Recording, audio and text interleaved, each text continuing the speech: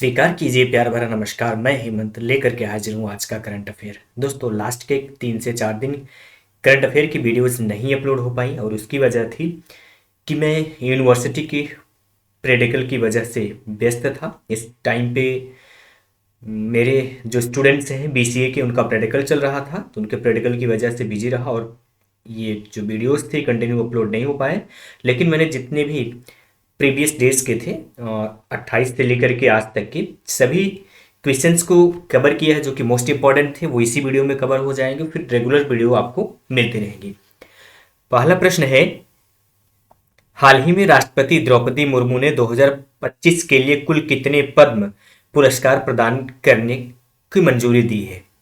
109 पुरस्कार, 129 पुरस्कार, 139 पुरस्कार या फिर 149 पुरस्कार? Right answer is option number C, 139 पुरस्कार। राष्ट्रपति द्रौपदी मुर्मू ने वर्ष 2025 के लिए 139 पद्म पुरस्कार प्रदान करने की मंजूरी दी है, जो भारत के प्रतिष्ठित नागरिक सम्मानों में से एक है। अगला प्रश्न है कि हाल ही में राष्ट्रपति डोनाल्ड ट्रंप ने किस से आयातित सभी सामानों पर 25% टैरिफ की घोषणा की है? भारत से, चीन से, जापान से या फिर कोलंबिया से? Option number D is right answer, यानी कि कोलंबिया से। राष्ट्रपति डोनाल्ड ट्रंप ने कोलंबिया से आयातित सभी उत्पादों पर 25% टैरिफ लागू किया है ताकि व्यापार घाटे को नियंत्रित किया जा सके। अगला प्रश्न है, एकीकृत पेंशन योजना यूपीएस कब से लागू करने की मंजूरी दी गई है? यूपीएस का फुल फॉर्म होता है यूनिफाइड पेमेंट स्कीम। 1 फरवरी 2025 से, 1 मार्च 2025 से, 1 अप्रैल 2025 से या फिर 1 मई 2025 से? Right answer is option number C, 1 अप्रैल 2025 से। एकीकृत पेंशन योजना को 1 अप्रैल 2025 से लागू करने की मंजूरी दी गई है, जो भारत में पेंशन सिस्टम को सरल बनाएगी। अगला प्रश्न है, किस राज्य ने गणतंत्र दिवस 2025 पर सर्वश्रेष्ठ झांकी का पुरस्कार जीता है? बेस्ट टैब्ल्यू कहा जाता है सर्वश्रेष्ठ झांकी। ये आयोजित की गई थी गणतंत्र दिवस 26 जनवरी 2025 के अवसर पर। तो उसमें सर्वश्रेष्ठ झांकी का पुरस्कार किस राज्य ने जीता है? हालांकि ये मैं 27 जनवरी के वीडियो में कवर कर चुका हूं। जिन साथियों ने उस वीडियो को देखा है आंसर पता हो गया होगा। जिन साथियों ने वीडियो को नहीं देखा है, right answer is option number D, Uttar Pradesh. गणतंत्र दिवस 2025 परेड में उत्तर प्रदेश ने अपनी ऐतिहासिक और सांस्कृतिक झांकी के लिए सर्वश्रेष्ठ झांकी का पुरस्कार जीता है। अच्छा, उसमें जो था थोड़ा सा चेंजेस था कि कौन से राज्य में सबसे बेस्ट परफॉर्मेंस के लिए, यहाँ भी उत्तर प्रदेश ऐतिहासिक और संस्कृत के लिए सर्वश्रेष्ठ झांकी का पुरस्कार जीता है। अगला प्रश्न है कि राजकोषीय स्वास्थ्य सूचकांक 2025 में सबसे खराब प्रदर्शन करने वाला राज्य कौन सा है? पंजाब, आंध्र प्रदेश, पश्चिम बंगाल या फिर Kerala? Option number is right answer, यानी कि पंजाब। पंजाब को राजकोषीय स्वास्थ्य सूचकांक 2025 में सबसे खराब प्रदर्शन करने वाले राज्य के रूप में पहचाना गया है, जो उसके वित्तीय कुप्रबंधन को दर्शाता है। कुप्रबंधन इंग्लिश में कहते हैं मिसमैनेजमेंट। अगला प्रश्न है कि किस राज्य ने 26 जनवरी को मुख्यमंत्री मोबाइल ऑपरेशन थिएटर लॉन्च किया है? असम ने, त्रिपुरा ने, मिजोरम ने या फिर नागालैंड ने? Option number D is right answer, Nagaland. अभी स्कीम क्या है इसके बारे में देख लेते हैं। नागालैंड सरकार ने स्वास्थ्य सेवाओं को सुदूर क्षेत्रों में पहुंचाने के लिए मुख्यमंत्री mobile operation theatre app launch किया है। अगला प्रश्न है कि हाल ही में किसके द्वारा भारत का पहला एयर टैक्सी प्रोटोटाइप पेश किया गया? स्पाइस जेट के द्वारा, एयर एशिया के द्वारा, गो एयर के द्वारा या फिर सरला एविएशन के द्वारा? Option number D is right answer, यानी कि सरला एविएशन के द्वारा पहली बार एयर टैक्सी प्रोटोटाइप प्रस्तुत किया, जो परिवहन का एक नया अनुभव देगा। अगला प्रश्न है कि हाल ही में किसे मैरी लेबोन क्रिकेट क्लब का नया सदस्य चुना गया है? सचिन तेंदुलकर को, सौरभ गांगुली को, युवराज सिंह को या फिर जय शाह को? Right answer is option number D, Jay Shah को। जय शाह को उनकी प्रशासनिक क्षमताओं के लिए मैरी लेबोन क्रिकेट क्लब का सदस्य चुना गया है। अगला प्रश्न, हाल ही में राष्ट्रपति ने भारत के किस पूर्व मुख्य न्यायाधीश को पद्म विभूषण पुरस्कार से सम्मानित करने की मंजूरी दी है? ऑप्शन हैं न्यायमूर्ति डी वाई चंद्रचूड़, न्यायमूर्ति दीपक मिश्रा, न्यायमूर्ति रंजन गोगोई, न्यायमूर्ति JS Khehar. Option number D is right answer, न्यायमूर्ति जेएस खेहर। पूर्व मुख्य न्यायाधीश जेएस खेहर को न्याय के क्षेत्र में उनके योगदान के लिए पद्म विभूषण से सम्मानित किया जाएगा। अगला प्रश्न है, अमेरिकी राष्ट्रपति डोनाल्ड ट्रंप ने किस खाड़ी का नाम बदलकर अमेरिका की खाड़ी कर दिया है? अलास्का की खाड़ी को, मैक्सिको की खाड़ी को, कैलिफोर्निया की खाड़ी या फिर होंडुरास की खाड़ी को? Option number B is right answer, Mexico की खाड़ी को। राष्ट्रपति डोनाल्ड ट्रंप ने मैक्सिको की खाड़ी का नाम बदलकर अमेरिका की खाड़ी रखने का फैसला लिया है। अगले प्रश्न की तरफ में बढ़ते हैं। ग्लोबल फायर पावर इंडेक्स 2025 में भारत 0.1184 स्कोर के साथ किस स्थान पर है? पहले, दूसरे, तीसरे या फिर चौथे? Option number D is right answer, चौथे स्थान पर। भारत ने ग्लोबल फायर पावर इंडेक्स 2025 में अपनी सैन्य ताकत के लिए चौथा स्थान हासिल किया है। अगला प्रश्न है, निम्नलिखित में से किसके द्वारा 27 जनवरी को राष्ट्रीय कैडेट कोर यानी कि एनसीसी की वार्षिक रैली को संबोधित किया गया? राष्ट्रपति द्रौपदी मुर्मू के द्वारा, प्रधानमंत्री नरेंद्र मोदी के द्वारा, रक्षा मंत्री राजनाथ सिंह जी के द्वारा, गृह मंत्री अमित शाह जी के द्वारा? Option number B is right answer, प्रधानमंत्री नरेंद्र मोदी जी के द्वारा। प्रधानमंत्री नरेंद्र मोदी ने 27 जनवरी को एनसीसी की वार्षिक रैली को संबोधित करते हुए युवाओं को प्रेरित किया। वाणिज्य मंत्रालय ने किस वर्ष तक भारतीय उत्पादों के लिए 10,000 भौगोलिक संकेत जीआई टैग का लक्ष्य निर्धारित किया है? वर्ष 2026 तक, वर्ष 2028 तक, वर्ष 2030 तक या फिर वर्ष 2032 तक? Right answer is option number C, वर्ष 2030 तक। वाणिज्य मंत्रालय ने वर्ष 2030 तक 10,000 भारतीय उत्पादों को जीआई टैग प्रदान करने का लक्ष्य रखा है। वाणिज्य मंत्रालय इसे हम कहते हैं कॉमर्स मिनिस्ट्री। हाल ही में किस राज्य सरकार ने राज्य के 606 गांवों में 4 कल्याणकारी योजनाओं की शुरुआत की है, योजनाएं शुरू की है? केरल ने, तमिलनाडु ने, तेलंगाना ने या फिर कर्नाटक ने? Right answer is option number C, Telangana ने। तेलंगाना सरकार ने राज्य के 606 गांव में 4 प्रमुख कल्याणकारी योजनाएं शुरू की है। अगला प्रश्न है कि हाल ही में कौन से 2 भारतीय शहर यूनेस्को द्वारा वेटलैंड सिटी के रूप में मान्यता प्राप्त हुए? यानी कि किन 2 शहरों को यूनेस्को के द्वारा वेटलैंड सिटी के रूप में मान्यता दी गई है?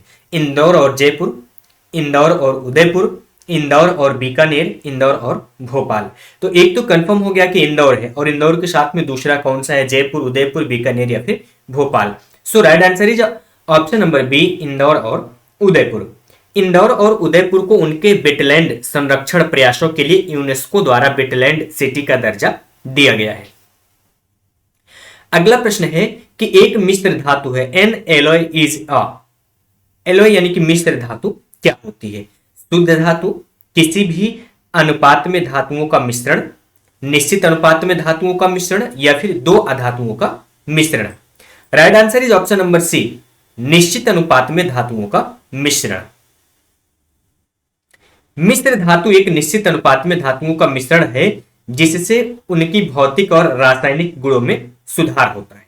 अगला प्रश्न है, भारत के संविधान में फेडरल शब्द का प्रयोग कहां किया गया है?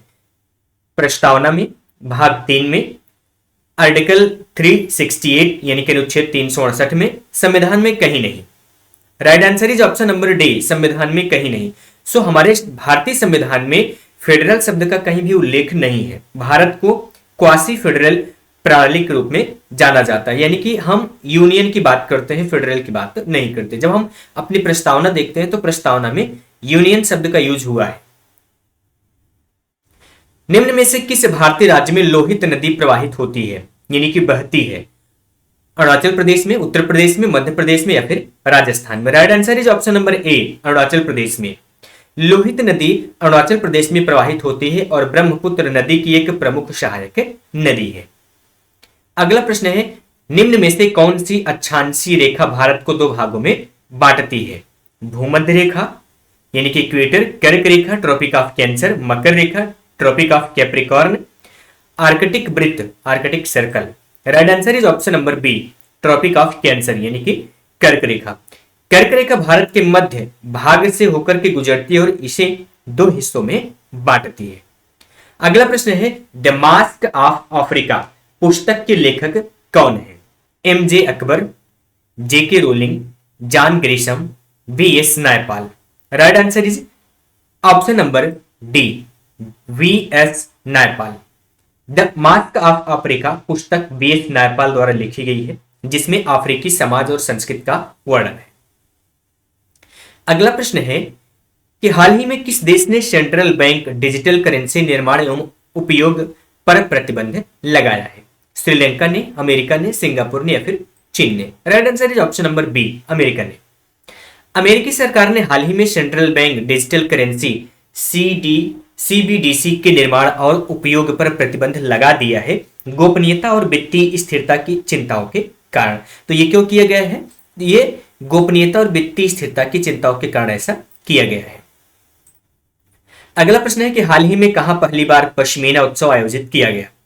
अब इसको मैं लास्ट वीडियो में कवर कर चुका हूं।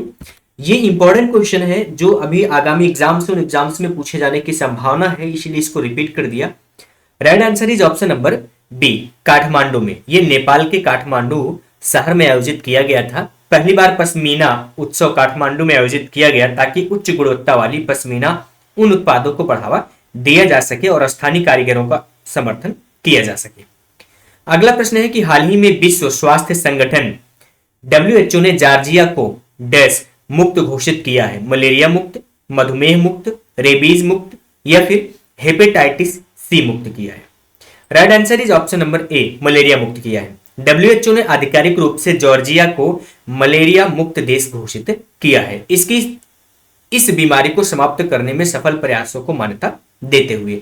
अब ये इंपॉर्टेंट कंट्री बन जाता है जॉर्जिया। जॉर्जिया के बारे में, इसके भौगोलिक स्थिति को जानना हमारे लिए इंपॉर्टेंट हो जाता है कि जॉर्जिया के आस पड़ोस में कौन सी कंट्रीज हैं या आस पड़ोस में कौन से सागर महासागर मौजूद हैं, उन सबको देखना बन जाता है, क्योंकि क्वेश्चंस इस तरीके से बनाए जा सकते हैं कि जॉर्जिया के से सटा हुआ पड़ोसी देश कौन सा है, या जॉर्जिया में बहने वाली नदी कौन सी है, या पर्वत कौन सा, इस तरीके के क्वेश्चंस पूछे जा सकते हैं। तो इसकी भौगोलिक जानकारी इंपॉर्टेंट बन जाती है। अगला प्रश्न है कि हाल ही में किस राज्य सरकार ने धार्मिक स्थानों पर शराब बिक्री पर प्रतिबंध लगाने की घोषणा की है? पश्चिम बंगाल ने, मध्य प्रदेश ने, तेलंगाना ने या फिर पंजाब ने? Right answer is Madhya Pradesh ने। मध्य प्रदेश सरकार ने धार्मिक स्थलों की पवित्रता बनाए रखने के लिए मंदिरों, मस्जिदों, गुरुद्वारों और चर्चों के पास शराब की बिक्री पर प्रतिबंध लगाने का फैसला किया हुआ है। ओके, मुझे लगा कि क्वेश्चन छूट गए। अगला प्रश्न है कि हाल ही में भारतीय अंतर्देशीय जलमार्ग प्राधिकरण ने किस शहर में नया क्षेत्रीय कार्यालय स्थापित किया है? उज्जैन में, हरिद्वार में, प्रयागराज में या फिर वाराणसी में? Right answer is option number D, Varanasi में। भारतीय अंतर्देशीय जलमार्ग प्राधिकरण, इसको शॉर्टकट में कहते हैं IWAI, inland waterways authority of India, ने गंगा नदी के किनारे जल परिवहन और व्यापार को बढ़ावा देने के लिए वाराणसी में एक नया क्षेत्रीय कार्यालय खोला है। हाल ही में किस तारीख को अंतरराष्ट्रीय सीमा शुल्क दिवस मनाया गया? 24 जनवरी को, 25 जनवरी को, 26 जनवरी को या फिर 27 जनवरी को? Right answer is option number C, 26 जनवरी को। अंतरराष्ट्रीय सीमा शुल्क दिवस हर साल 26 जनवरी को मनाया जाता है ताकि वैश्विक व्यापार और सुरक्षा बनाए रखने में सीमा शुल्क अधिकारियों की भूमिका को मान्यता दी जा सके। अगला प्रश्न है कि हाल ही में भारत की राष्ट्रीय ताप विद्युत निगम यानी कि NTPC, फुल फॉर्म होता है नेशनल थर्मल पावर कारपोरेशन, ने स्पेस के सौर PV परियोजना के लिए ऊर्जा मूल्य निर्धारित किया है, यानी कि किसके साथ में? बांग्लादेश, श्रीलंका, नेपाल, म्यांमार के साथ में। Right answer is option number B, Sri Lanka के साथ में। भारत की NTPC ने श्रीलंका की सौर PV परियोजना के लिए ऊर्जा मूल्य तय किया है, जिससे नवीकरणीय ऊर्जा विकास को समर्थन मिलेगा। अगला प्रश्न है, निम्नलिखित में से किस तारीख को केंद्रीय वित्त मंत्री निर्मला सीतारमण वित्त वर्ष 2025-26 के लिए केंद्रीय बजट पेश करेंगी? 1 फरवरी को, 1 मार्च को, 31 मार्च को या फिर 1 अप्रैल को? Right answer is option number ए, 1 फरवरी को। भारत में हर साल 1 फरवरी को केंद्रीय बजट वित्त मंत्री द्वारा संसद में प्रस्तुत किया जाता है और इस साल भी सेम डेट पे ही ये केंद्रीय बजट है वित्त मंत्री जी के द्वारा संसद में प्रस्तुत किया जाएगा। अगला प्रश्न है कि हाल ही में संयुक्त अरब अमीरात यूएई यानी कि यूनाइटेड अरब एमिरेट्स ने किस वर्ष को समुदाय का वर्ष घोषित किया है? 2024 को, 25 को, 28 को या फिर 30 को? Right answer is option number B 2025 को। यूएई ने 2025 को समुदाय का वर्ष घोषित किया है ताकि सामाजिक सद्भाव और सामूहिक कल्याण को बढ़ावा दिया जा सके। अगला प्रश्न है कि हाल ही में किसने Utkarsh Odisha make in Odisha conclave का उद्घाटन किया? प्रधानमंत्री नरेंद्र मोदी जी ने, गृह मंत्री अमित शाह जी ने, संस्कृति मंत्री गजेंद्र सिंह शेखावत जी ने या फिर इनमें से कोई नहीं? Right answer is option number ए प्रधानमंत्री नरेंद्र मोदी जी ने। प्रधानमंत्री नरेंद्र मोदी ने इस आयोजन का उद्घाटन किया ताकि ओडिशा में निवेश और औद्योगिक विकास को बढ़ावा दिया जा सके।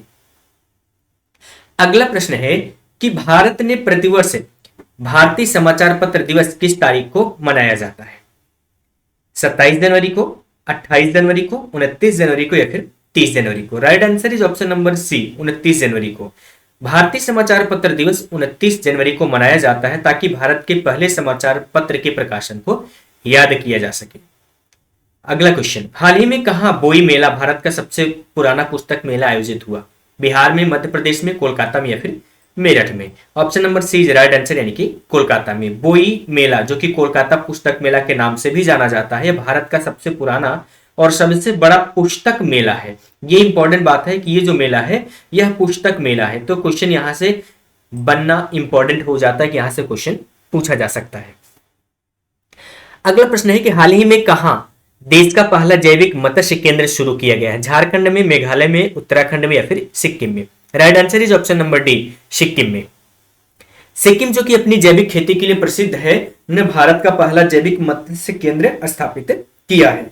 अगला प्रश्न है कि हाल ही में स्पेस ग्रामीण क्रिकेट लीग शुरू करने वाला पहला राज्य बन गया? Nagaland, Punjab, Bihar, Haryana? Right answer is option number C Bihar राज्य। बिहार ने ग्रामीण क्षेत्रों में क्रिकेट प्रतिभाओं को बढ़ावा देने के लिए भारत की पहली ग्रामीण क्रिकेट लीग शुरू की है।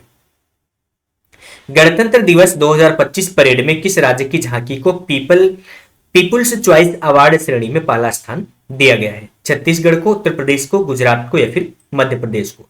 Right answer is option number B Uttar Pradesh को। उत्तर प्रदेश की झांकी ने अपने समृद्ध सांस्कृतिक और ऐतिहासिक विरासत को प्रदर्शित करने के लिए पीपुल्स चॉइस अवार्ड जीता है। अगला प्रश्न है कि हाल ही में किस देश ने दुनिया का पहला डीप सी रडार विकसित किया है? First deep sea radar? America ने, चीन ने, जापान ने या फिर फ्रांस ने? Right answer is option number B चीन ने। चीन ने समुद्र की गहराई में निगरानी के लिए दुनिया का पहला डीप सी रडार विकसित किया है। यह समुद्री अनुसंधान और सुरक्षा को बढ़ावा देगा। अगला प्रश्न है एनुअल स्टेट ऑफ एजुकेशन 2024 की रिपोर्ट के मुताबिक रीडिंग लेवल और स्कूलों में पेयजल के मामलों में कौन सा राज्य शीर्ष पर है? महाराष्ट्र, गुजरात, हिमाचल प्रदेश या फिर Kerala? Right answer is option number C Kerala. Himachal Pradesh ने शिक्षा के क्षेत्र में सर्वश्रेष्ठ प्रदर्शन किया, विशेष रूप से पढ़ने के स्तर और स्कूलों में स्वच्छ पेयजल की उपलब्धता में। यानी कि पढ़ाई के लेवल को मेंटेन किया, साथ ही साथ में स्कूलों में पीने का जो पानी होता है वो पेयजल, स्वच्छ पेयजल उपलब्ध कराने के मामले में एकदम सर्वश्रेष्ठ प्रदर्शन करने वाला राज्य बना हिमाचल प्रदेश। अगला प्रश्न है भारत और किस देश ने स्वास्थ्य पारंपरिक चिकित्सा में सहयोग देने के लिए समझौता ज्ञापन पर हस्ताक्षर किए हैं? इंडोनेशिया ने, जापान ने, सूडान ने या फिर चीन ने? Right answer is option number A Indonesia ने। भारत और इंडोनेशिया ने स्वास्थ्य और पारंपरिक चिकित्सा में सहयोग बढ़ाने के लिए एक समझौता ज्ञापन पर हस्ताक्षर किए हैं। अगला क्वेश्चन है कि हाल ही में तेलंगाना के मुख्यमंत्री ने गणतंत्र दिवस पर कितनी कल्याणकारी योजनाएं शुरू की है? 1, 2, 3 या फिर 4?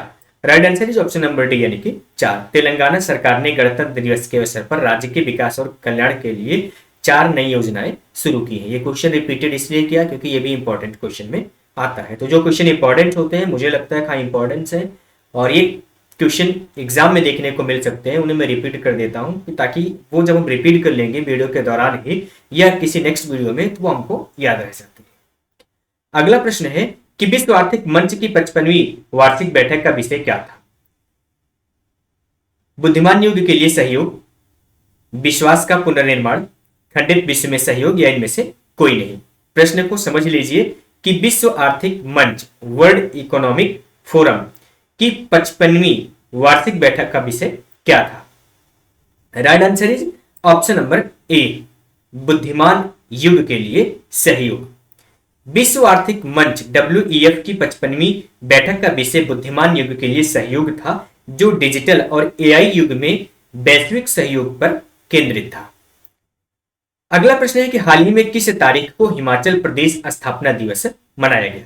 24 जनवरी को, 25 जनवरी को, 26 जनवरी को या फिर 27 जनवरी को? Right answer is option number B, 25 जनवरी को। हिमाचल प्रदेश 25 जनवरी 1971 को पूर्ण राज्य बना और इस दिन को स्थापना दिवस के रूप में मनाया जाता है। हाल ही में कौन सा राज्य भाषणी के साथ साझेदारी करने वाला पहला राज्य बना? केरल, त्रिपुरा, राजस्थान या फिर Bihar? Right answer is option number B, Tripura Bhashini platform के साथ जुड़ने वाला पहला राज्य बना, जो भाषाओं के डिजिटलीकरण में सहायक होगा। इससे क्या होता है कि हर एक भाषा का ट्रांसलेशन दूसरी भाषा के साथ में कर दिया जाता है, तो हमें समझने में आसानी होती है। हाल ही में किस राज्य सरकार को एक्सपेरियम पार्क का उद्घाटन किया? यानी कि किस राज्य सरकार ने एक्सपेरियम पार्क का शिलान्यास से उद्घाटन किया है? तेलंगाना ने, मेघालय ने, छत्तीसगढ़ ने या फिर गुजरात ने? Right answer is option number ए, तेलंगाना सरकार ने। तेलंगाना सरकार ने शिक्षा और नवाचार को बढ़ावा देने के लिए एक्सपेरियम पार्क का उद्घाटन किया है। हाल ही में भारत और किस देश ने कैलाश मानसरोवर यात्रा को फिर से शुरू करने पर सहमति जताई है? चीन ने, ब्राजील ने, नेपाल ने या फिर तिब्बत ने? Right answer is option number ए, चीन ने। भारत और चीन ने धार्मिक और सांस्कृतिक पर्यटन को बढ़ावा देने के लिए कैलाश मानसरोवर यात्रा को फिर से शुरू करने का निर्णय लिया है। हाल ही में असम राज्य सरकार ने किस शहर को राज्य की दूसरी राजधानी घोषित किया है? दिसपुर को, डिब्रूगढ़ को, गुवाहाटी को, तेजपुर को? Option number B is right answer, यानी कि डिब्रूगढ़ को। असम सरकार ने प्रशासनिक कार्यों को सुगम बनाने के लिए डिब्रूगढ़ को राज्य की दूसरी राजधानी घोषित किया है। प्रतिवर्ष किस तारीख को शहीद दिवस मनाया जाता है? 28 जनवरी को, 29 को, 30 जनवरी को या फिर 31 जनवरी को? Right answer is option number C, 30 जनवरी को। भारत में 30 जनवरी को महात्मा गांधी की पुण्यतिथि के रूप में शहीद दिवस मनाया जाता है, यानी कि उनकी स्मृति के रूप में ये शहीद दिवस मनाया जाता है। थोड़ा सा टाइपिंग एरर रहे। हाल ही में किस राज्य में अंतरराष्ट्रीय सरस्वती महोत्सव का आयोजन किया जा रहा है? बिहार में, हरियाणा में, पंजाब में या फिर मध्य प्रदेश में? Option number B is right answer, यानी कि हरियाणा में। हरियाणा सरकार विद्या और संस्कृति के प्रचार के लिए अंतरराष्ट्रीय सरस्वती महोत्सव का आयोजन कर रही है। हाल ही में केंद्र सरकार ने कितने करोड़ रुपए के राष्ट्रीय महत्वपूर्ण खनिज मिशन को मंजूरी दी है? 30,000 करोड़ रुपए की, 32,800 करोड़ रुपए के लिए, 34,300 करोड़ रुपए या फिर 35,600 करोड़ रुपए? Right answer is option number C, 34,300 crore रुपए। यह मिशन भारत में खनिज संसाधनों के सतत विकास को सुनिश्चित करने के लिए शुरू किया गया है। अगला प्रश्न है कि हाल ही में स्पेस ने अंतरिक्ष में पौधों की वृद्धि का अध्ययन करने के लिए क्रॉप्स परीक्षण किया है? नासा ने, जाक्सा ने, इसरो ने, स्पेसएक्स ने? Right answer is option number C, ISRO ने अंतरिक्ष में फसल उत्पादन की संभावनाओं का अध्ययन करने के लिए क्रॉप्स परीक्षण किया है। प्रश्न रिपीटेड हो गया। असम सरकार ने डिब्रूगढ़ को असम की दूसरी राजधानी घोषित किया है। यह क्वेश्चन रिपीटेड हो गया और ये आज के करंट अफेयर का एपिसोड था, जिसमें हमने 29 जनवरी से लेकर के 1 फरवरी तक के सभी करंट अफेयर को कवर किया हुआ है। वीडियो इन्फॉर्मेटिव लगा लाइक कीजिएगा, फ्रेंड्स के बीच में शेयर करना ना भूलिएगा और हाँ, चैनल को सब्सक्राइब नहीं किए हुए तो चैनल को सब्सक्राइब कर लीजिएगा। करंट अफेयर की अगले वीडियो के साथ में जल्द ही मिलते हैं, तब तक के लिए बाय बाय।